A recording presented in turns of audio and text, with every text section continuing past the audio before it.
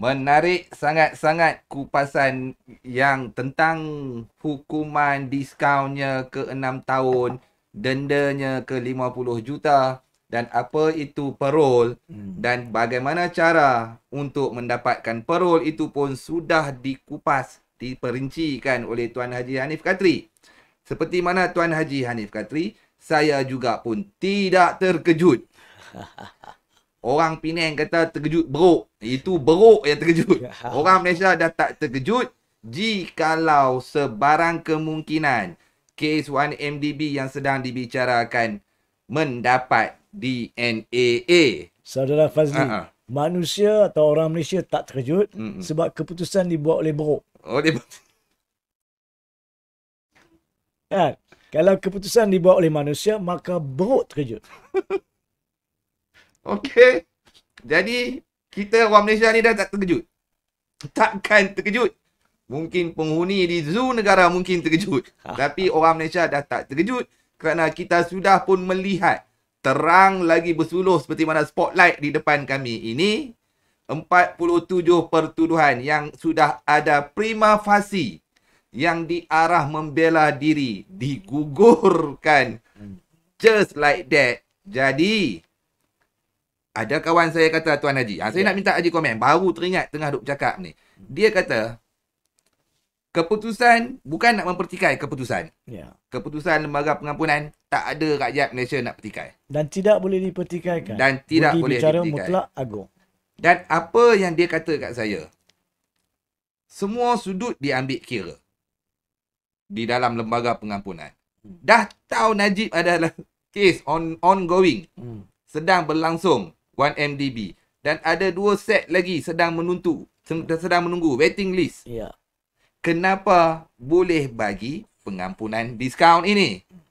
Adakah nampak sangat ia ke arah untuk DNAA? Ini pandangan bukan orang cekai-cekai, orang yang mempunyai ilmu pengetahuan yang begitu tinggi. Tetap dah boleh agak. Dan kami pun sama seperti mana kata Tuan Haji, anda semua pun dah boleh agak apa yang akan berlaku ke depan dan ke depan. Saya mendapat satu tadi, saya baca sikit tadi. Kononnya daripada Fuad Zakarsi. Oh, komen dah. Dia kata ini untuk melemahkan, keputusan ini akan melemahkan UMNO di dalam perjuangan di pesada politik tanah air.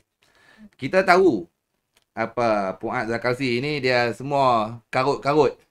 Karut-karut RCI lah, itulah, inilah. Dan dia juga membuat kenyataan yang karut begini.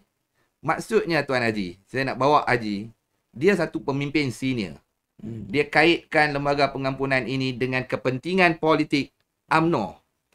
Dan Tuan Haji juga tadi sebut kepentingan pemimpin-pemimpin politik. Apakah sebenarnya yang pemimpin-pemimpin di dalam negara ini nak membawa negara ke arah reformasi undang-undang dan sebagaimana seperti mana kita dengar sebelum-sebelum ini. Jadi saya nak tanya Tuan Haji balik. Selepas cerita parol lah, cerita lembaga pengampunan lah, diskaun ni semua, katalah selesai seperti mana ramalan Tuan Haji.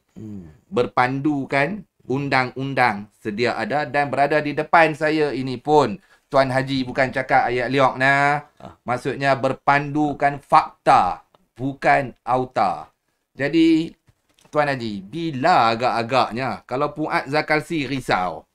Saya nak tanya Tuan Haji, bila masa Najib ni boleh berkecimpung semula di dalam politik? Ni ramai yang tak tahu, saya pun tak tahu ni. Baik. Sebelum saya menjawab soalan itu secara khusus, pertama sekali bukan dipertikaikan atau dipersoalkan keputusan lembaga pengampunan. Itu budi bicara mutlak. Tapi berkaitan pengguguran pertuduhan Maki 3 set dan lembaga parol ni, perkara itu sekiranya berlaku, memang ia mencabuli kedaulatan undang-undang.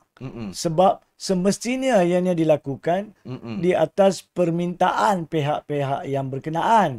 Sama ada ianya Fuad Zakarsi ataupun mana-mana pemimpin UMNO khusus, Zaid Hamidi, maupun permintaan keluarga Najib Razak. Itu hak mereka nak minta. Kita tak boleh nafikan hak rakyat yang menjadi banduan keluarganya mempunyai hak untuk merayu, meminta ihsan.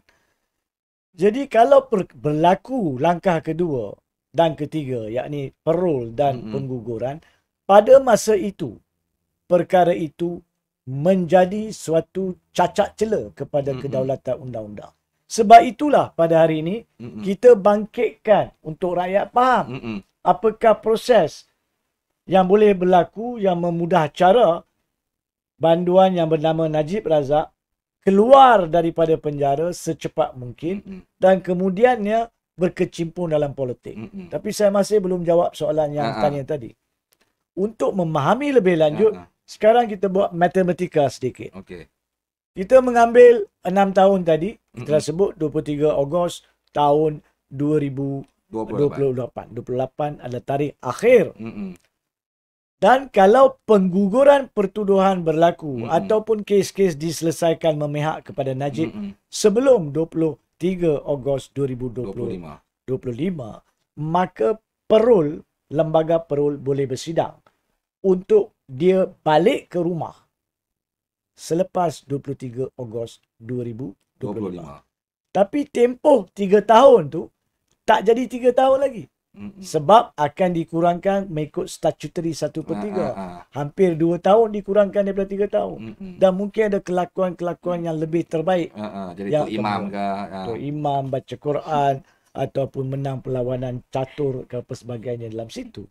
Itu budi bicara lembaga parol dan juga pihak warden dan sebagainya.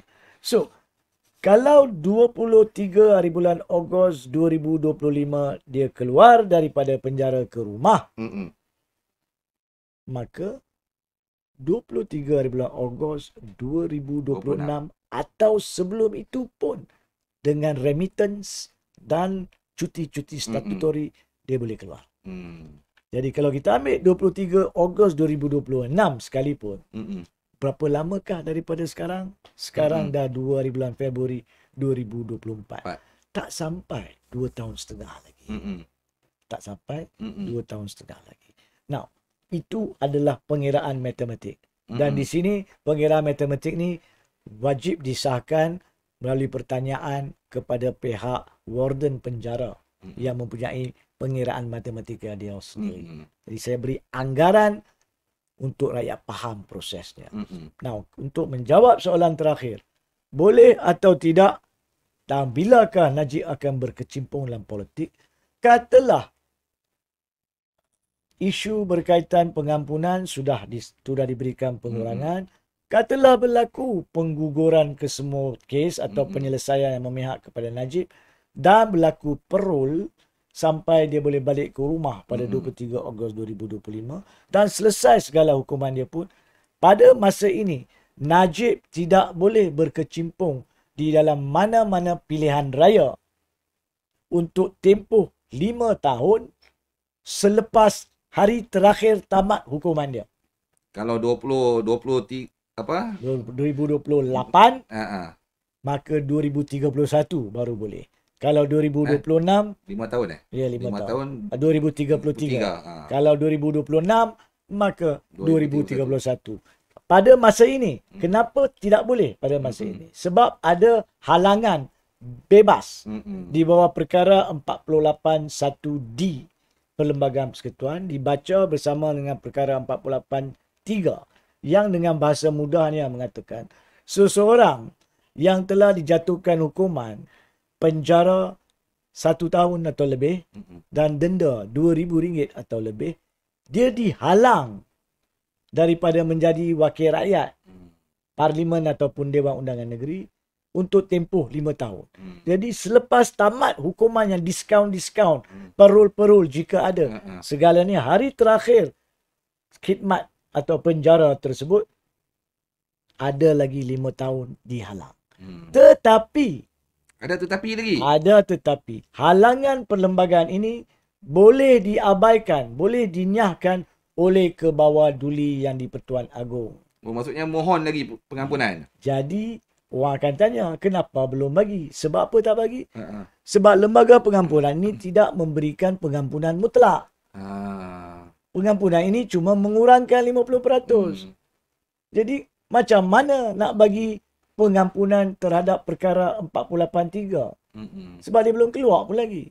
Dan dalam kes Najib Razak, dia akan perlu dan boleh membuat satu lagi permohonan pengampunan untuk diampunkan ketidaklayakan bertanding sejurus sebelum atau selepas habis tamat tempoh hukuman dia. Dan pada masa ini, di dalam keputusan yang diumumkan oleh Lembaga Pengampunan Wilayah Persekutuan Kuala Lumpur, Labuan dan Putrajaya pada hari ini, tidak ada pengampunan ketidaklayakan tersebut. Ini berbeza dengan Anwar Ibrahim.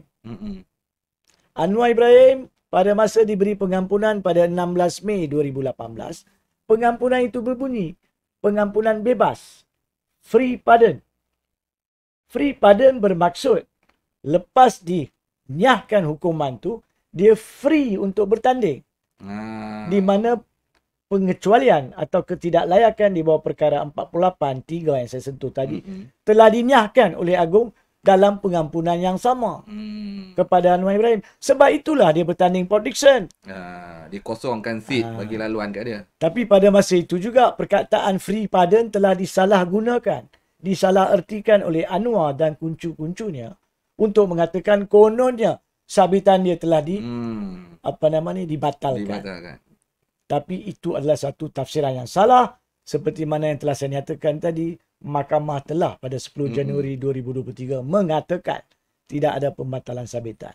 Free pardon itu adalah untuk membebaskan Anwar pada masa itu bertanding daripada ketidaklayakan di bawah perkara 48 Fasal 3 Perlembagaan Persekutuan. Yang mana Najib masih boleh buat lepas habis tempoh hukuman dia. Jadi itu jawapan kepada soalan terakhir tadi. Saya tertarik daripada tadi ini. Sebelum kita pergi kepada soalan, saya nak cuba tambah sikit. Saya percayalah dan saya yakin wakil-wakil keluarga Najib Razak menonton program ini.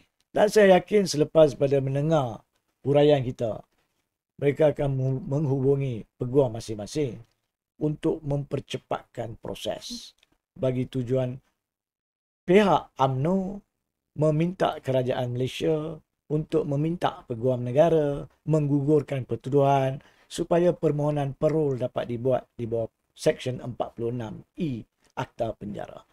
Ini adalah nasihat guaman percuma. Bagi tip lah ni. Bukan tip kepada mereka, untuk rakyat sendiri faham. Ini boleh berlaku. Betul. Dan akan berlaku. Jadi jangan terkejut bila perkara itu berlaku. Ini proses yang wujud dalam undang-undang. So apabila mereka gunakan proses undang-undang itu kelak, rakyat akan kata macam mana boleh? Inilah sebabnya. Dan pengguguran pertuduhan pernah berlaku. Jadi tak mustahil kita tak pingsan terkejut. Ya? Dan parol pernah diberi kepada ex-menteri besar pun kita takkan pingsan mengejut. Kita boleh terima. Sebab undang-undang membenarkan. So itulah bagi saya keperluan membincangkan perkara-perkara ini pada hari ini. Tunggu Zat Haji. Saya nak sambut ni. Asmadi Umi ni kata. Dia tazkirah sikit. Jika tidak berlaku seperti ulasan moderator dan Haji, bolehkah bertanggungjawab sebab hati fikiran orang Allah beri lain-lain? Boleh. Jawab sikit tazkirah ni Haji. Ya, dia macam ni. Untuk yang bertanya soalan. Asmadi Umi. Asmadi Umi. Menjadi tanggungjawab ke semua pihak dalam bidang masing-masing untuk memberi dan berkongsi ilmu tentang apa yang sudah berlaku dan apa yang boleh berlaku supaya rakyat tidak terkejut.